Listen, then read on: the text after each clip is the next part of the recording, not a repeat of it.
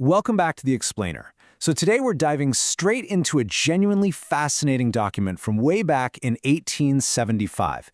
It's a text penned by Abdu'l-Baha called The Secret of Divine Civilization. Now, originally, this was written as an anonymous appeal to the people in leadership of Persia. But what's truly wild about diving into this historical text is just how incredibly relevant its solutions are for the massive, interconnected global crises we're facing right now. We're going to explore ideas written a century and a half ago that honestly sound like they were drafted specifically to cure the societal ailments of today. Before we unpack that blueprint, I want to challenge you for a second. When you think of a highly advanced society, what actually comes to mind? What makes a society truly great? Is it just about having advanced technology, skyscrapers reaching into the clouds, massive wealth, and immense military might? Or does true civilization require something much deeper? A foundational moral bedrock that ensures all that technology and wealth actually serves humanity. Well, the author argues fiercely for the latter, and he builds a seriously compelling case for how we actually get there. Okay, let's dive into this. The author identifies human intellect as a divine gift, literally the supreme emblem of God, standing first in the order of creation. He argues that our capacity to reason, discover, and innovate isn't meant to be wasted on apathy or just mere survival. Our intellect is a highly specialized tool, designed specifically to eradicate ignorance and drive tangible social good.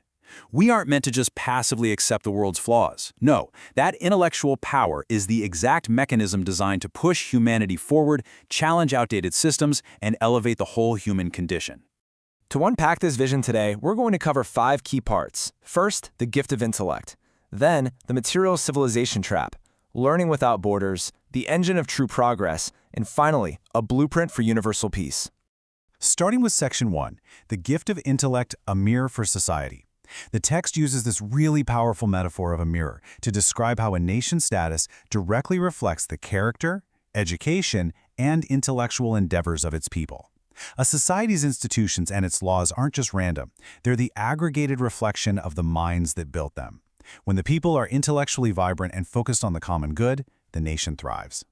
And that brings us to a radical redefinition of a concept we think we all understand: wealth. The author completely flips the script here. It is not about the personal accumulation of gold, property, or overflowing bank accounts. Wealth is only praiseworthy, only truly valuable, if it enriches the masses. Think about how countercultural this was in the 19th century Gilded Age. Actually, scratch that. Think about how it contrasts with certain billionaire cultures today. A true civilization doesn't just benefit the elite holding the capital. It actively uses its resources to fund schools, support the vulnerable, and lift up the entire society.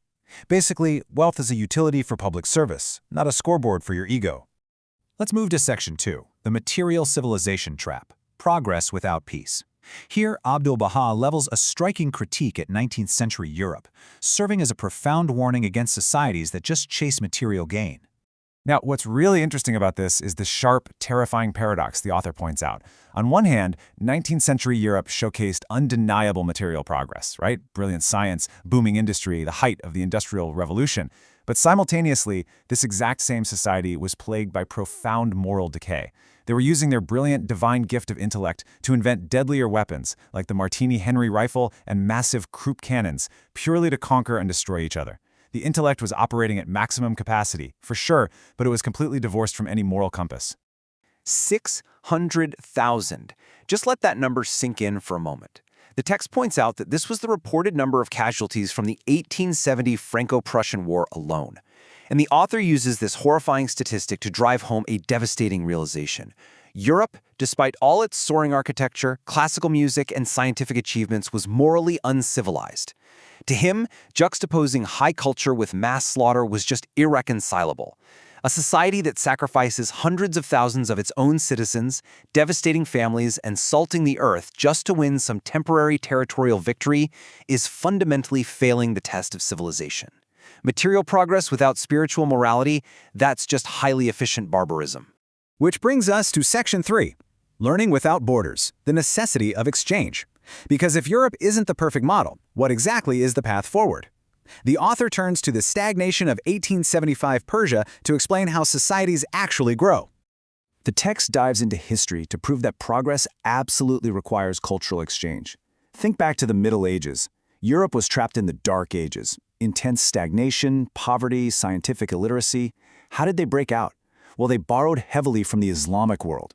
European scholars traveled to thriving cosmopolitan universities in Cordova and Toledo. They studied advanced math, astronomy, and complex administrative systems, and brought that knowledge back home.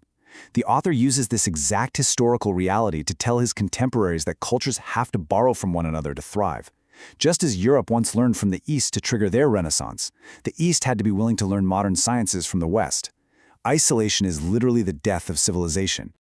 To dismantle the xenophobic arguments of corrupt clerics who are desperately trying to block modern science, the text invokes a famous, traditional religious command, seek after knowledge even unto China. The logic here is absolute genius. The author is essentially asking, if the very founders of your faith commanded you to cross continents to seek knowledge from the farthest corners of the earth, how can modern leaders possibly forbid learning from foreign nations today? It brilliantly exposes the hypocrisy of people using tradition as an excuse to hold a society back. Section 4. The Engine of True Progress. Faith and Moral Character. So, if material science isn't enough on its own, and exchange is necessary, what exactly drives the moral side of civilization? The author's core thesis is that true religion, when you strip away the fanatical dogma and human corruption, is the ultimate unifier. He traces this civilizational leap through history, describing eras of deep barbarism, often called the Days of Ignorance.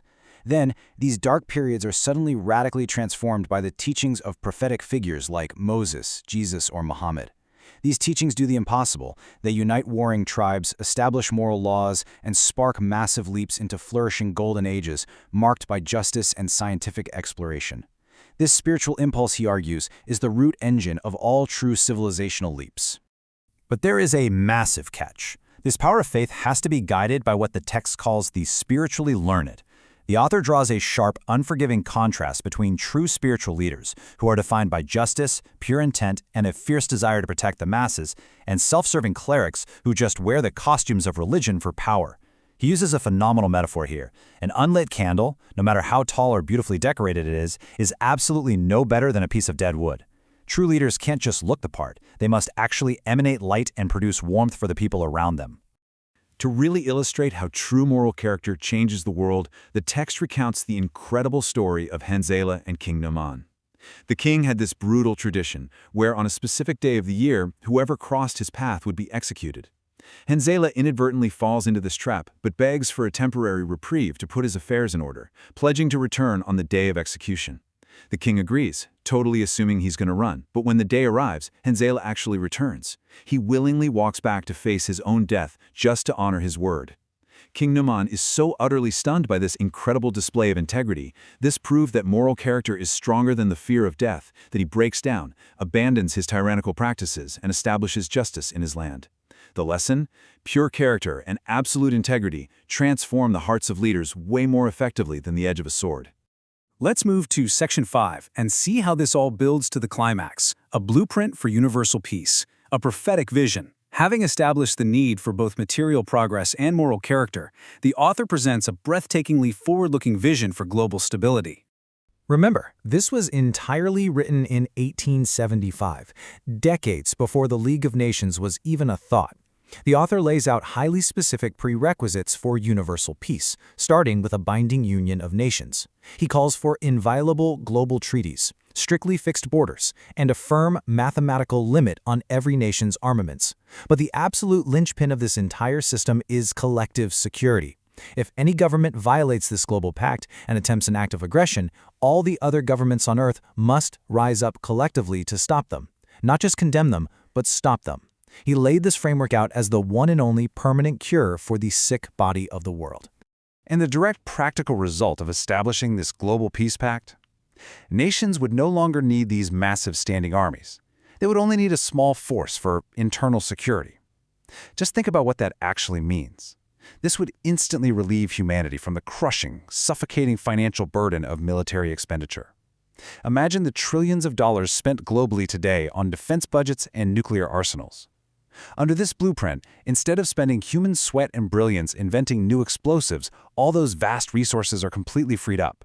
They're redirected to eradicate poverty, fund scientific breakthroughs, and guarantee universal prosperity.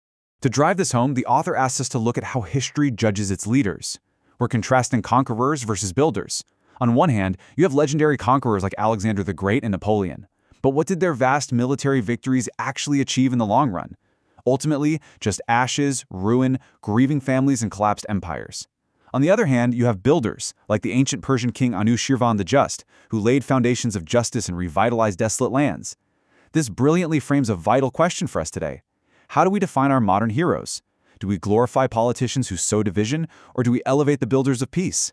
The text argues forcefully that eternal glory belongs solely to the builders. Now, the author freely acknowledges that some people might look at this detailed vision of universal peace and dismiss it as just some utopian dream, right? Impossible to achieve given human nature. But the text absolutely refuses to let us off the hook that easily. It insists that ceaseless endeavor and indomitable determination are required. World peace and a thriving civilization aren't just going to magically happen. We have to actively, painstakingly build them. Personal integrity, relentless effort, and dedicating yourself to the service of humanity, those are the true hallmarks of a civilized person. Which leaves us with this final thought for today's explainer. The author of our source text makes it abundantly clear that the tools for a truly great civilization, our intellect, our morality, our immense capacity for justice, they're already right here in our hands. We don't need to wait for a miracle. So, the real question is, will you use your intellect merely for your own personal material gain, or will you use it to drive the progress, prosperity, and peace of all humanity? Take a moment to reflect on your own role in building a truly great civilization.